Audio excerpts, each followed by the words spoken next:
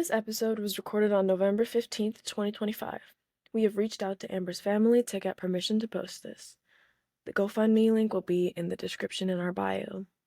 And before I get started, I want to put a trigger warning on this video. We do talk about workplace violence and abuse, so if this is something that you're uncomfortable with, please click off the video. We will also have resources in the description, so if you are struggling, you can always reach out to any of those resources, and you can also reach out to us at the Sisterhood of Trades directly.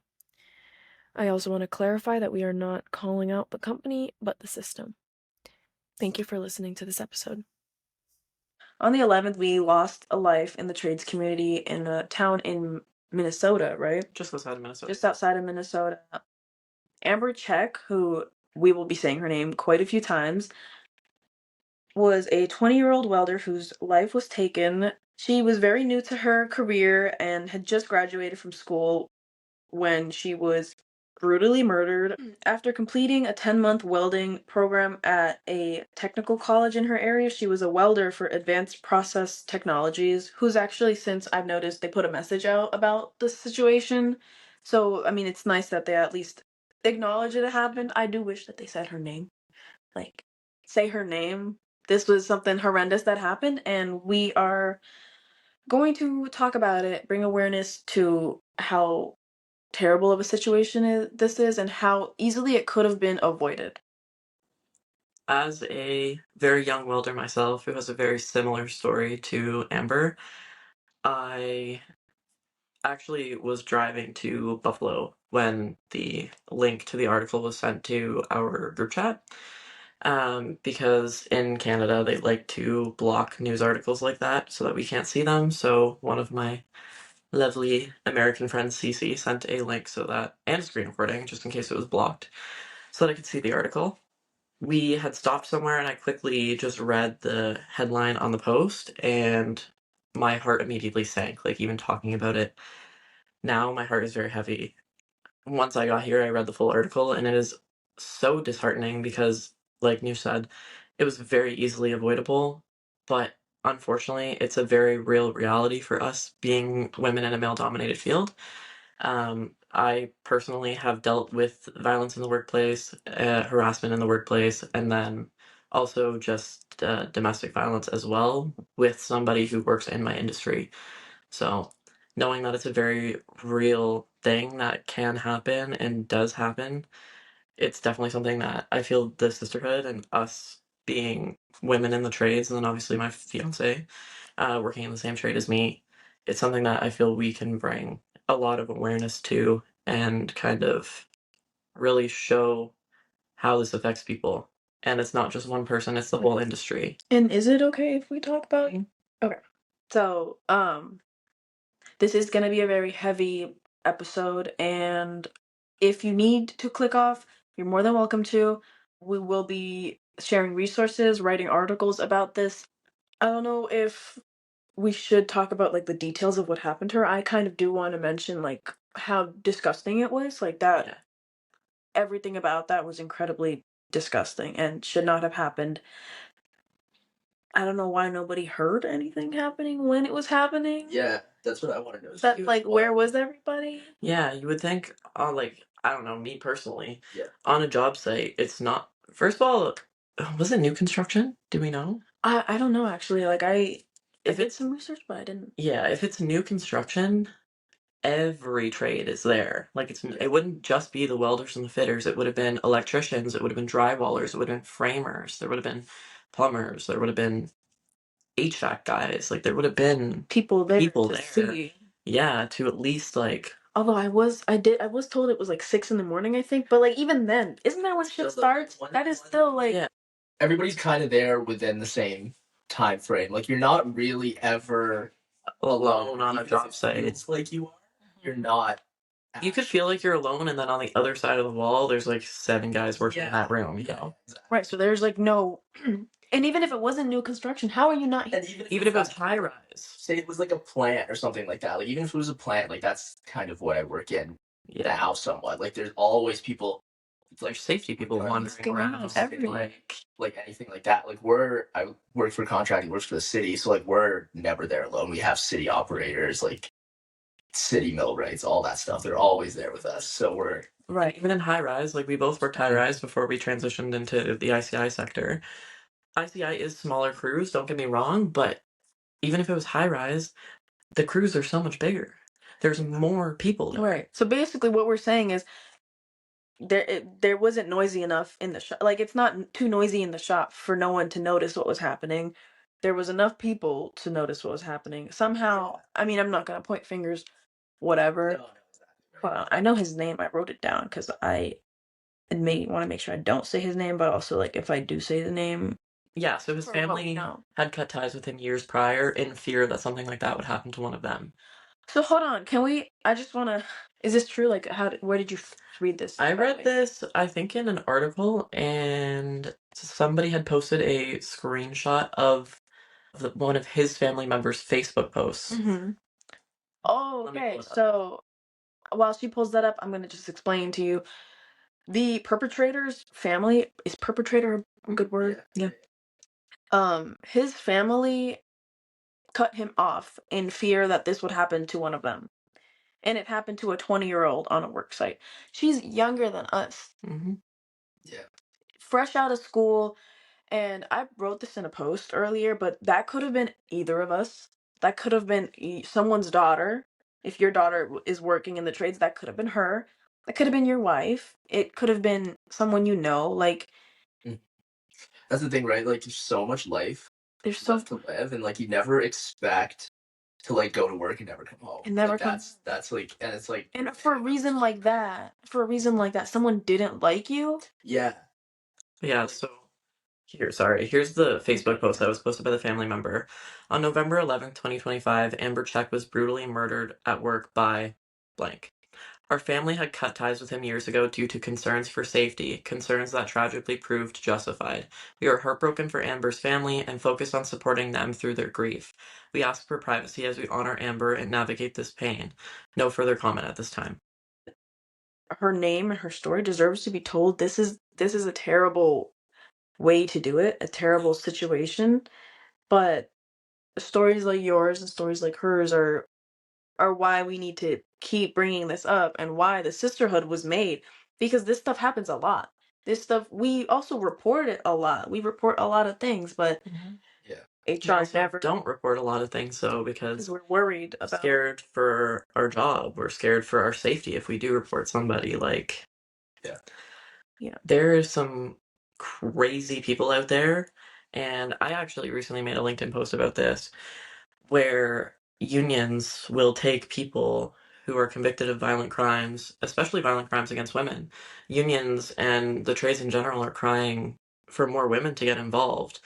If you're gonna cry for more women to get involved, you need to foster a safe community for us to get involved. And hiring people or continuing to employ people who have a history of violence, especially convicted of violent crimes against women, how are you expecting us to be like, oh yeah, for sure, like this seems like a great opportunity when we just lost somebody so young who was a part of our community? Right. And like, you know how us women are, we talk, we communicate to each other, and this news is already spreading like wildfire through the industry. Through our Discord, through TikTok, there's every single post I've seen about her, there's thousands of comments, because this is heartbreaking, and it's not comments like that are saying, "Oh, I didn't know about this." It's comments that are like, "This is so disheartening. Like, this is terrifying." Parents worried about their daughters' lives. Like, this is not how people should be living. And I understand, like, violent crimes happen everywhere. Okay, but there's ways to prevent them from happening. Exactly right. It's not like Like, it's like a workplace accident. no, It's like it's not. like workplace accidents tragic. Like Don't get me you wrong, feel there's bad. still Right. Like whatever. Like it happens. Unfortunately, like that's a part of the trade. Like any trade you get into, like something you Yeah, have to and that's accept. why they hire safety people at every corner. Yeah, and you try to make it like as safe as you can. But this is like something that's like completely Avoidable. 100% intentional and could have been avoided. Yeah. Mhm. Like, it's just, So, what do you think? Unions, yeah, but companies in general, what should they be doing so that they don't hire people like this? Because this is, um, I know the trades hired kind of anybody without checking their background, really, because it's like it doesn't matter, but it does matter, especially if there are so many trades that are like, oh, we want more kids, more women. Women aren't gonna apply to your jobs, especially after this. This is a very scary time that we're living in right now. But More thorough background checks, please. even on your current employees. Like, I won't name names, I'm not going to name companies, but I was associated with somebody who worked for a very large company in the trade industry and had a clean record when he started working there, and now has multiple assault and assault caused bodily harm charges. And they have a clause in their agreement, I'm pretty sure. I don't know if it's been amended, but I did see something about it in their agreement. Like, basically directly against intimate partner violence. So if you're going to have a clause like that in your agreement, wouldn't you need to do regular background checks on people? Wouldn't you need to uphold that too? Like, yeah.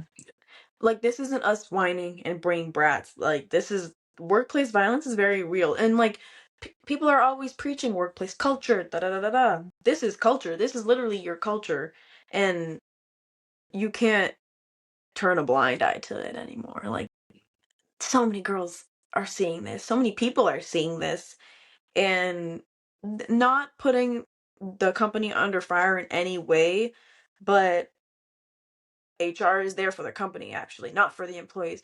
Newsflash to you, if you're listening. In case you didn't know, I know you think human resources is for you and me, the employee. It's not. And that needs to change because it was supposed to be. And That's the thing, though, is like in the trades, like it's very rare that there's HR. It's true. And that's insane. But you have a safety manager, well, that's crazy. I've had HRs.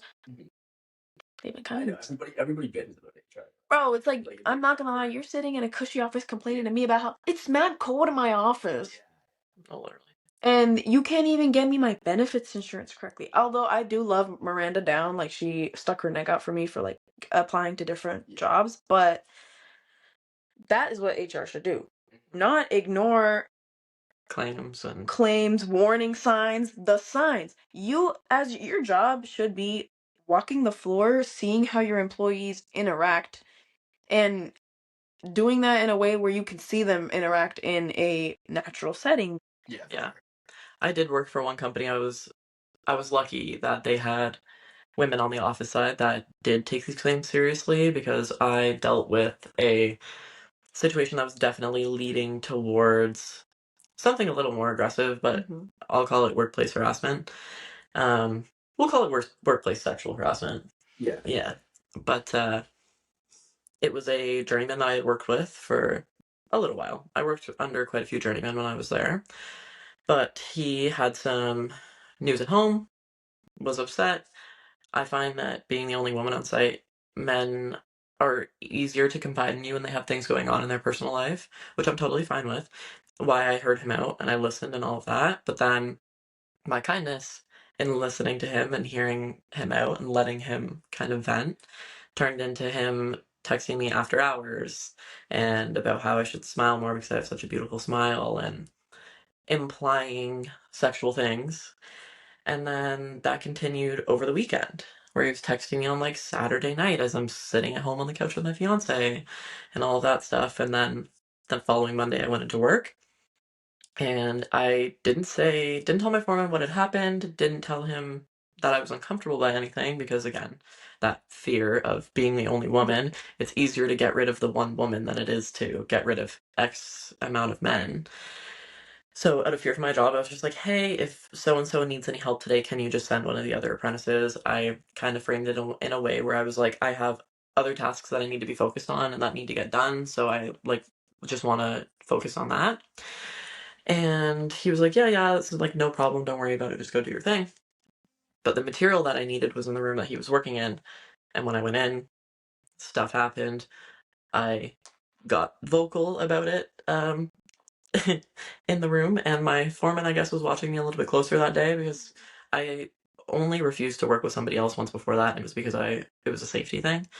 And he knew that I was willing to work with anybody and that I'm very easy to work with. So I guess he was watching a little bit closer, and he heard what had happened, and he stepped in, sent him home for the day, and then I think it was like 15 minutes later, the office called me and asked me for like all the details and stuff, and then he didn't get laid off, but he got relocated sites. See, and that's how it's done. That's how it should be done. I'm sorry that happened, but like Yeah, they handled they it. handled it They well. did handle it very well. I That's commend them for that. that's how it's done, especially like in the trades. It's not the end of the world if you get laid off. There's something being built. Go somewhere else. I got laid off from that company on Monday, and I had a new job by Thursday. Exactly. So I want to ask you how you feel about, your fiance working in trades where there's men like this, and then also, Like, her story as well. yeah, like obviously, it is like it is kind of like a tough thing to like swallow because like obviously I know like I'm a good guy. Everyone I work with is like a good guy, but like you can't like there are people everywhere where you're gonna meet where they just like what happened to Amber. Unfortunately, like there are people like that out there, and like I know you're tough and like you stand up for yourself. Like you don't take, but that's also a problem. but that can also be a problem because some people, like people that I work with, like they like when you stand up for yourself and things like that. But there are people out there that take that kind of As defiance. And like they don't like that. And like obviously it's kind of scary thinking that there are people out there that like turn those things into like actual violence. Yeah, with me being very on the like advocacy and visibility side and not being afraid to stand up for myself, like I do it because I want to show women that you don't just have to like lay down and be quiet and take all of this stuff. But at the same time, you don't realize that like people can take that, like you said, as defiance, as disrespect, and it can go very wrong. Because don't get me wrong, on site, if I feel disrespected or anything like that, I can get very mouthy with people to a certain extent. Like, I'm not disrespectful, don't get me wrong, but if I feel a certain type of way about anything, you're gonna know about it. And over the past probably 6 months, I have realized that that could get me into some pretty dangerous situations. And now I feel like kind of like my hands are tied behind my back because I want to defend myself, but then at the end of the day, like, look at what happened to Amber. Yeah, who's got more power in Yeah. the situation? Like, ultimately, at the end of the day, don't get me wrong, I'm not a small girl. Like, I'm 5'7", I'm 160 pounds. There's always going to be somebody who is bigger and overpowers you at the end of the day. Like, I've experienced it firsthand, being with somebody that is bigger and just physically more capable than me. And there's really nothing you can do except attempt to fight back and like just pray at that point. Right. So And it is like completely different for women on site. Like I don't think people really understand that much, especially like if you're in the trades. Like I know if you're in an office setting, like people bicker, they kind of go back and forth and stuff. they don't have access to power tools. Exactly. That is true, and they're not true, bro. It's really good to get into that topic, but like, because like I've been a part of like a lot of heated arguments, like on a job site, and like me personally, or like witnessed other people from my company, say like a journeyman or foreman, like going at it, and it's like 10 minutes later, everybody's friends again. Like it's not a big deal, right? But like being a woman on site is completely different because you know that there are people out there that like maybe that situation happens and it pushed them. but but somebody looks at it in a different light. It's just like job site banter, and it turns into something like completely way bigger than it should be, or something that like gets blown out of proportion like this. I'm not just going to say older men, but there are just men across the board who do not believe women belong in this field, and they will be vocal about it. I have had men that I've worked with refuse to work with me sheerly because I'm a woman and I'm white. Like, they just refuse to work with you. Right. And it's like, if you don't like me, I would rather you just refuse to work with me instead of murdering me. Exactly. No, literally. I've been blessed for like the past 3 years to work with men that have actually been like really amazing, really supportive, and like to be connected with so many amazing men and like supportive allies. But that is honestly such a small fraction of how It many is. men there are out there that really, really don't like to see us Mhm. in this industry. And it's like, I just got a comment on one of my posts today saying, what was it? That he's retiring in 2 years and he's so glad because he's sick of women ruining the trades because we are weak and this and that. And I was just like, we're glad you're retiring too because you're the worst ones in the industry. literally, like change is no, inevitable. change is inevitable, exactly. Especially if these people want things built, who's gonna build them? Yeah. We're not throwing any blame, companies, like anything like that under the bus. We are not trying to like call anybody out. We're just trying to, like bring our light mission says, we're trying to bring visibility and light to the situation and things that actually genuinely happen. So The company I work for, like they have, like we actually had this conversation. I was talking with me about it like last week when I was talking to one of my supers, Yeah. and he was talking about how like there is like a change in like the industry, and like his wife is like a high school principal, and he was like talking to me about how like there needs to be women in like positions of power, not just like like he's talking about like say like on job sites. He thinks it's like beneficial to have women in positions of power. But Yes. yeah, like a group, Yes. like you get a group of like 20 dudes, like every crew I've ever been on, there's always stupid shit that goes on. And Yeah. like the company I work for now, like they have, it's actually the first time I've ever heard of it, but they had like a female site super, like running a whole job site. That's awesome. And like it's actually pretty cool to hear about, just because like I've never, for the 2-3 companies I've worked for, like I've never heard of a woman that wasn't in the office, like in power, but actually like running it down there. Yeah.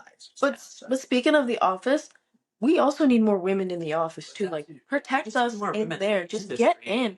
general. If you don't think you could work in the setting, like If you don't, on a job site or on a shop floor, like there are other ways to get into construction and the skilled trades world that isn't directly involved with the tools. Like and the more I know- you there, yeah, I know Kristen, Mhm. who is high up in the CWB Foundation.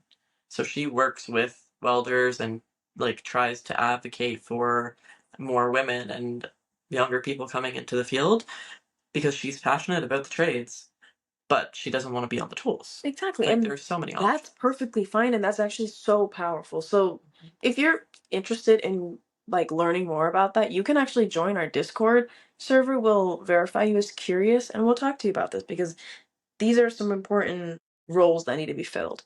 So with everything we're saying, we hope that companies don't take this as an attack on them or their structure. We hope that you can think about this awful tragedy that happened. It should not have happened and it shouldn't have taken this to talk about something like this. Brooke was actually planning on writing about this and like Carly and I are gonna write about it. prior to this whole thing happening. Yeah, that's true. So now this is just hopefully raising more awareness.